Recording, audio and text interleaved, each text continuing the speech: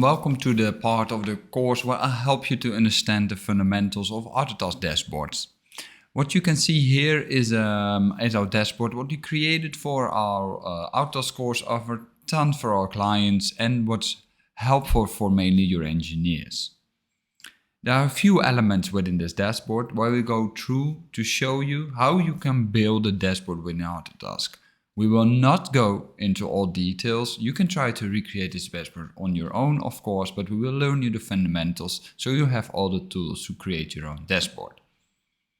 So let's start. Let's start with the total blank canvas and show you what the possibilities are.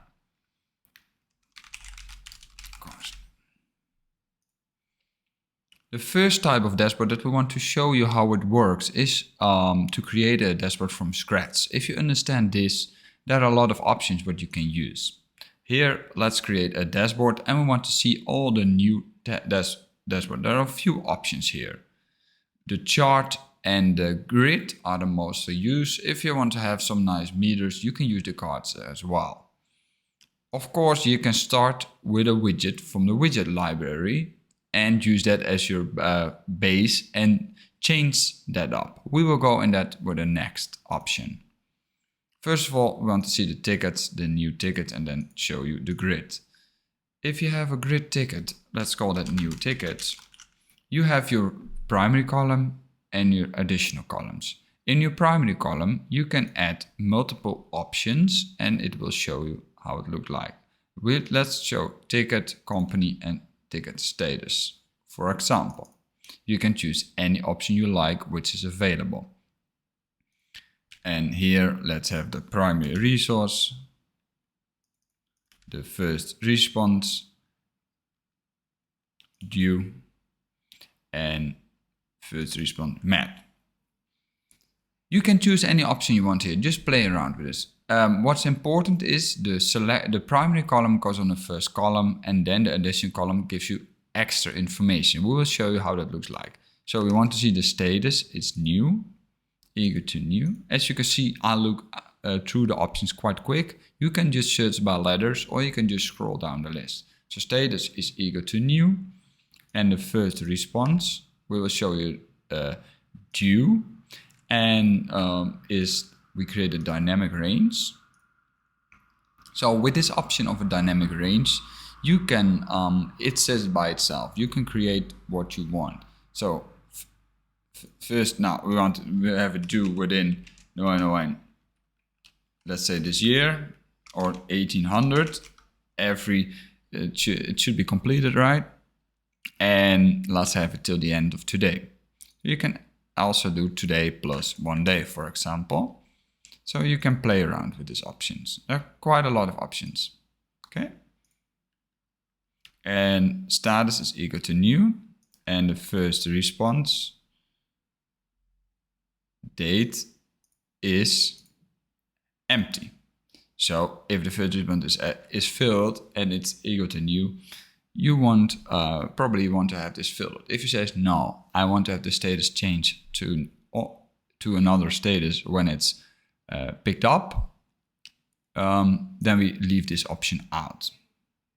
We make a big column, so you have 4 options here. This can be the only widget on a dashboard, and here you can choose the column width. We chose the biggest one. The show action column we include as well, and we base it on the first response due. And we want to show the earliest 25. Remember, if you add more than show earliest 5, it will not arranged in the perfect order. So remember that if you want to have the perfect, just choose 5. Let's see what we created. As you see, we created a widget where you can scroll through. It is 12. We chose to show only the first 5. So if you want to see more, you can change it here at the options. Earliest 25. And you see we created some options here with ticket number, company, and how it looks like. For me, this is not the ideal option. I will show you what I would suggest as another option. Let's copy this. You go to the 3 buttons here. You can copy it. new tickets, and let's create this, what I normally do. First response due. For me, that's the most important. Then you have the title. You want to know the company. As you should, I sometimes have to look through the ticket as well. Have the company, and let's have the priority in there as well. You even could play with the priority icon. And then we leave the rest the same. As you can see here, there's a more narrowed down possibility to show you what is the earliest first response and the title and the company. We don't need to see the ticket number and we don't need to see the primary resource. Maybe you want to see that as well. And then you can add a primary resource as well. You even could add a photo, but leave that out for now. You're here for the outer scores and not for my face. As you can see here, this suggestion gives you a better overview. So I showed you two options, and why I showed you that is that you can see that you can play around with multiple information sources. On the first one, let's show you here. And there are a lot of ways what you can show. We choose to have this one line item, so you have more information on one overview. Okay, so let's conclude to create a custom ticket grid with this.